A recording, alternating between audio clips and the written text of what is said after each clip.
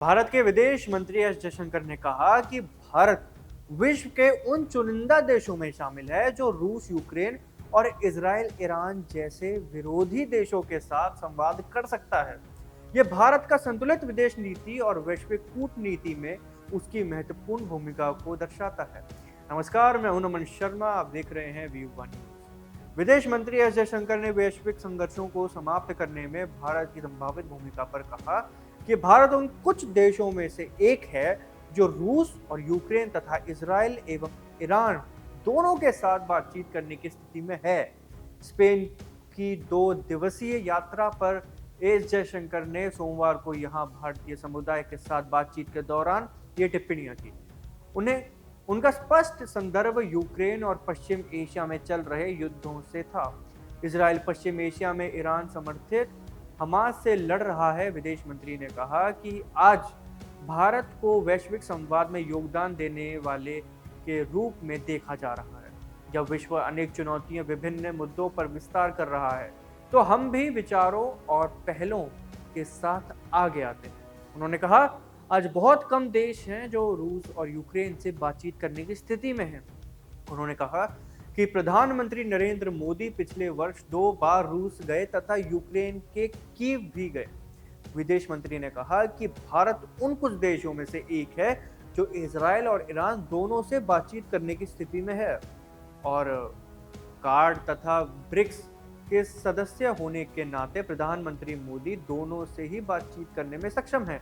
उन्होंने कहा कि ये तो कुछ ऐसा है जो वास्तव में बहुत ही अनोखा है और ये अनोखा इसलिए है क्योंकि अगर आप दुनिया को देखें तो ये बहुत ही ध्रुवीकृत दुनिया है। कार्ड में ऑस्ट्रेलिया, जापान, अमेरिका और भारत शामिल हैं, जबकि ब्रिक्स समूह में अब ब्राजील, रूस, भारत, चीन, दक्षिण अफ्रीका, मिस्र, इथियोपिया, इंडोनेशिया, ईरान और संयुक्त अरब अमीरात यानी यूएई सदस्य हैं। ये सभी जो देश हैं ये एक साथ हैं। जयशंकर ने आगे कहा कि भारत ही वह देश है जिसने अफ्रीकी संघ को G20 में शामिल किया, जो वर्षों पहले किया जाना चाहिए। उन्होंने कहा कि वे 20 साल पहले एक पर्यटक के रूप में स्पेन आए थे और फिर 2017 में उन्हें प्रधानमंत्री नरेंद्र मोदी के साथ यहां आने का सौभाग्य मिला। उन्होंने कहा कि पिछले वर्ष राष्ट्रपति पेट्रो सांचेज की भारत यात्रा बहुत सफल रही थी और मोदी के साथ उनकी इस बात पर सहमति है कि दोनों देशों को अपने संबंधों को आगे बढ़ाने के लिए विशेष प्रयास करने चाहिए। जयशंकर ने यह भी घोषणा की कि स्पेन जल्द ही बेंगलुरु में एक वाणिज्य दूतावास खोलेगा। उन्होंने इसे दोनों देशों के बीच संबंधों को गहरा करने के लिए एक अच्छा संकेत बताया। उन्होंने प्रवासी समुदाय से भारत के साथ संपर्क में रहने तथा देश में हो रही बहसों और वार्तालापों पर नजर रखने का आग्रह किया।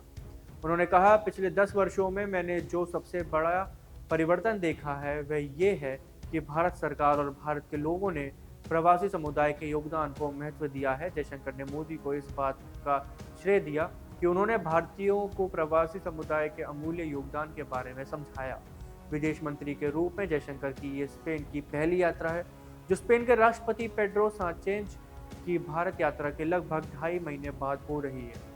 जयशंकर ने सोमवार को स्पेन के विदेश मंत्री जोस मैनुएल अल्बेरेस से मुलाकात की और क्षेत्रीय एवं वैश्विक मुद्दों पर चर्चा की है।